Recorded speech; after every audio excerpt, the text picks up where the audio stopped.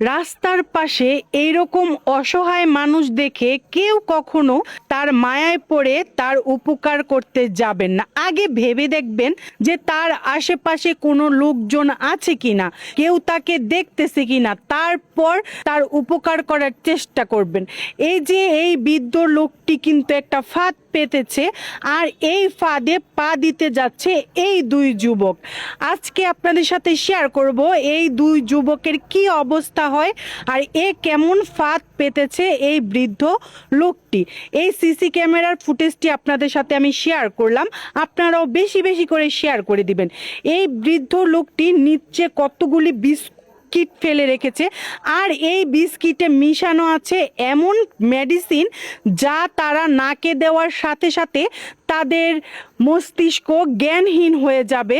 তারা অজ্ঞান হবে না, কিন্তু তাদের মাথায় কোনো সেন্স থাকবে না, জ্ঞান থাকবে না, তারা কিছু বুঝবে না।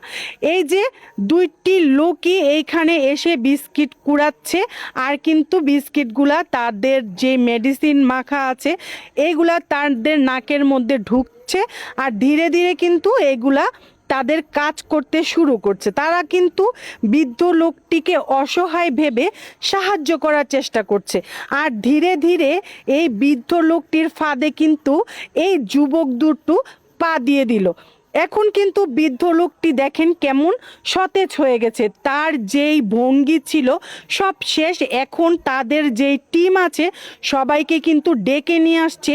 এই যুবক দুইটি কিন্তু এই বৃদ্ধ লোকের আর তার সাঙ্গপাঙ্গদের ফাঁদে পা দিয়ে দিয়েছে। এখন দেখেন দুইটি যুবকের কাছ থেকে তারা কিভাবে সব কিছু নিয়ে তাদেরকে নিঃস্ব করে দেয়।